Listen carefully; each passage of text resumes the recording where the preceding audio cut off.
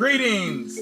This is Doc Ock coming at you live and direct today from Black Facts Headquarters Central with another installment of Doc Ock at noon and 9. And yes, today we are feeling real fine. In case you hadn't been able to tell from the timbre of my voice, you have definitely made the right choice. You're in the right place at the right time, because right now Black history is under a major onslaught. But we intend to fight back. We're not going to take flight. We're going to stand our ground right here. And with your help, we will win this fight to make sure that Black history is never attacked again, successfully, at least anyway. So, in order to do that, we need your assistance. Here's what we need you to do. Let's start out with a simple one. If you're watching on Facebook, give us a like. Easy peasy lemon squeezy. If you're watching on YouTube, which is where you should be, give us a thumbs up. Whichever platform you're watching us on, if you're catching this on a rebroadcast or rewind, however you're getting it, make sure once you've seen what you came to see and you got what you came to get, spread it around. Don't keep it all for yourself. Spread it around the neighborhood. Let the children enjoy it. Let your friends and your family enjoy it. Tell everybody you know where they should go. In a good way. In a good way. Okay, not the way you just thought about it. In a good way. All right. Now, let's go ahead and get this party started. We got our proverb for today. Let's see what proverb we come up with today. Every day is a new experience for me, just like you, because we don't sit around and pre-plan this all out to the nth degree. We do have to do a little more work than we used to, but we try to keep it all nice and fresh. All right, here goes a good one here. Ashes fly back into the face of him who throws them. Ashes fly back into the face of him who throws them. Yeah, that sounds like a really good proverb right there. Good thing to remember. And that is a proverb, I believe, from Niger. And I'm correct. It is from Niger. And now we'll get into our main story of the day, which comes from the autobiography of Malcolm X. So we're listening to Malcolm speak on Malcolm and his experiences, of which he had quite a few. And we're going to be, we've changed our format just a little bit, and now we have slides to go with our presentation.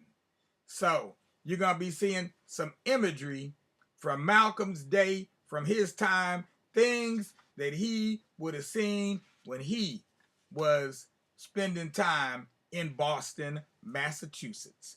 That's where he had his coming out party, in Boston, Massachusetts. All right, so here we go. We're talking about Malcolm and his introduction to Black, quote unquote, urban culture, because up until this time he was a country compone, hillbilly, Bama, straight up, a Bama out of Michigan. So he's talking here about the yesterday we were reading about the way that they danced and the different things that he would do on the dance floor, because Malcolm he went head over heels about the music and the dancing. He was describing how when he would be dancing with the women, he would boost them over his hips, boosting them over his hips, his shoulders, all up into the air. Though I wasn't quite 16, I was 16 and I was tall and raw-boned and looked 21. I was also pretty strong for my age, circling, tap dancing. I was underneath them when they landed, doing the flapping eagle, the kangaroo, and the split. After that, I never missed a Roseland Lindy Hop as long as I stayed in Boston. Now, mind you, he was doing all these different moves without the aid, without ever having an instructor, a class, a teacher, okay? Just watching what other people did and then doing what they did. The greatest Lindy dancing partner I had, everything considered, was a girl named Laura. Laura the Lindy Hopper. I met her at my next job. When I quit shoe shining, Ella was so happy that she went around asking about a job for me. One she would approve. Just 2 blocks from her house, the Townsend drugstore was about to replace its soda fountain clerk, a fellow who was leaving to go off to college. When Ella told me, I didn't like it. I didn't like it not one bit. She knew I couldn't stand those Hill characters. But speaking my mind right then would have made Ella mad. I didn't want that to happen, so I put on the white jacket and started serving up sodas, sundaes, splits, shakes, and all the rest of that fountain stuff to those fancy acting Negroes. Every evening when I got off at 8 and came home, Ella would keep saying, I hope you'll meet some of these nice young people your age here in Roxbury. But those penny ante squares who came in there putting on their millionaires' airs, the young ones and the old ones both, only annoyed me. People like the sleep-in maid for Beacon Hill white folks who used to come in with their ooh my dear manners and order corn plasters in the Jewish drugstore for black folks, or the hospital cafeteria line serving woman sitting there on her day off with a cat fur around her neck telling the proprietor she was a dietitian. Both of them knowing she was lying. Even the young ones my age whom Ella was always talking about. The soda fountain was one of their hangouts. They soon had me ready to quit with their accents so phonied up that if you just heard them and didn't see them, you wouldn't even know they were Negroes. I couldn't wait for 8 o'clock to get home to eat out of those soul food pots of Ella's. Then get dressed in my zoot and head for some of my friends' places in town to Lindy Hop and get high or something for relief from those Hill clowns. Before long, I didn't see how I was going to be able to stick it out there 8 hours a day, and I nearly didn't. I remember one night I nearly quit because I had hit the numbers for 10 cents. The first time I had ever hit on one of the sideline bets that I'd made in the drugstore. Yes, there were several number runners up on the hill. Even dignified Negroes played the numbers back then.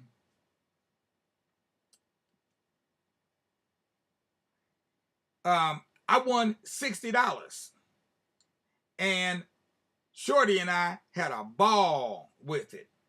I wished I had hit for the daily dollar that I played with my town man, paying him by the week. I would surely have quit the drugstore. I could have bought a car. Anyway, Laura lived in a house that was cat-a-corner from across the street from the drugstore. After a while, as soon as I saw her coming in, I'd start making up a banana split. She was a real bug for them.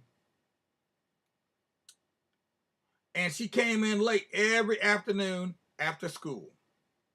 I imagine I'd been shoving that ice cream dish under her nose for 5 or 6 weeks before somehow it began to sink in that she wasn't like the rest. She was certainly the only Hill girl that came in there and acted in any way friendly and natural. She always had some book with her and was poring over it. She would make a 30-minute job of that daily dish of banana split. I began to notice the books that she read. They were pretty heavy school stuff. Latin, algebra, things like that. Watching her made me reflect that I hadn't read even a newspaper since leaving Mason. Laura. I heard her name called by a few of the others who came in when she was there. But I couldn't see they didn't know her. I could see they didn't know her too well. They said hello, and that was about the extent of it. She kept to herself, and she never said more than thank you to me.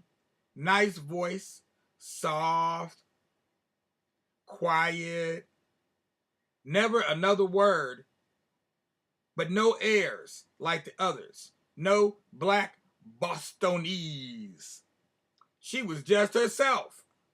Natural. I like that. Before too long, I struck up a conversation. Just what subject I got off on, I don't remember. But she readily opened up and began talking, and she was very friendly.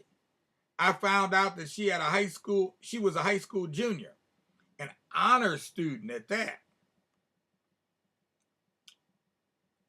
Her parents had split up when she was a baby, and she'd been raised by her grandma, an old lady on a pension, who was very strict and old-fashioned and religious. Laura had just one close friend, a girl who lived over in Cambridge, whom she had gone to school with. They talked on the telephone every day. Her grandmother scarcely ever let her go to the movies, let alone on dates. But Laura really liked school. She said she wanted to go on to college. She was keen for algebra, and she planned to major in science. Laura never would have dreamed that she was a year older than I was. I gauged that indirectly. She looked up to me as though she felt I had a world of experience more than she did, which really was the truth.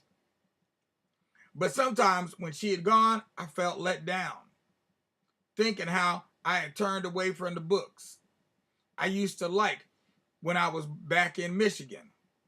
I got to the point where I looked forward to her coming in every day after school.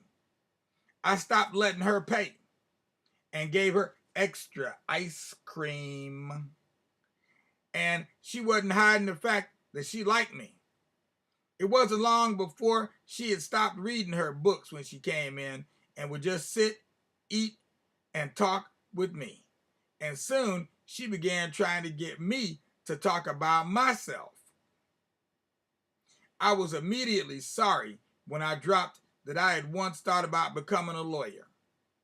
She didn't want to let me rest about that one. Malcolm, there's no reason you can't pick up right where you are and become a lawyer. She had the idea that my sister Ella would help me as much as she could.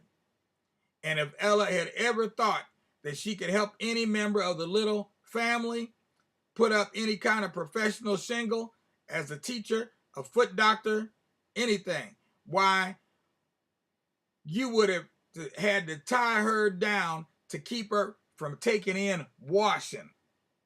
You know, back in the day, side note, back in the day, before everybody had an electric washing machine in their house, more or less, we were the washing machines. So you bring before the Chinese, you take the, and after slavery, even during slavery too, you know, it was the black folks, we were the washing machines. So that's what he's talking about, taking in other people's clothes to wash them. By hand, I take it. I never mentioned Laura to Shorty. I just knew she never would have understood him or that crowd, and they wouldn't have understood her. She had never been touched. I'm quite certain she hadn't, or even had a drink, and she wouldn't have even known what a reefer was. It was a great surprise to me when one afternoon Laura happened to let drop that she just loved Lindy hopping. I asked her how she'd been able to go out dancing. She said she'd been introduced to Lindy hopping at a party given by the parents of some Negro friend just accepted by Harvard. It was just about time to start closing down the soda fountain, and I said that Count Basie was playing the Roseland that weekend, and would she like to go? Laura's eyes got wide. I thought I'd have to catch her. She was so excited. She said she'd never been there. She'd heard so much about it. She'd imagined what it was like. She'd just give anything, but her grandma would have a fit. So I said maybe some other time. But the afternoon before the dance, Laura came in full of excitement. She whispered that she'd never lied to her grandma before. But she had told her she had to attend some school function that evening. If I'd get her home early, she'd meet me, if I'd still take her. I told her we'd have to go by for me to change clothes at the house. She hesitated, but said okay. Before we left, I telephoned Ella to say I'd be bringing a girl by on the way to the dance. Though I'd never before done anything like it, Ella covered up her surprise. I laughed to myself a long time afterward about how Ella's mouth flew open when we showed up at the front door. Me and a well-bred hill girl, Laura, when I introduced her, was warm and sincere. And Ella, you would have thought she was closing in on her third husband. While they sat and talked downstairs, I dressed upstairs in my room. I remember changing my mind about the wild shark-skin gray zoot I had planned to wear and deciding instead to put on the first one I'd gotten, the blue zoot. I knew I should wear the most conservative thing I had. They were like old friends. When I came back down, Ella had even made tea. Ella's Hawkeye just about raked my zoot right off my back.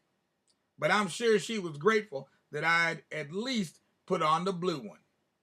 Knowing Ella, I knew that she had already extracted Laura's entire life story and all but had the wedding bells around my neck.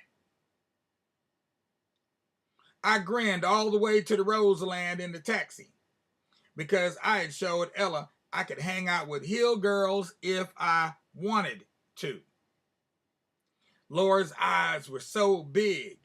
She said almost none of her acquaintances knew her grandmother, who never went anywhere but to church.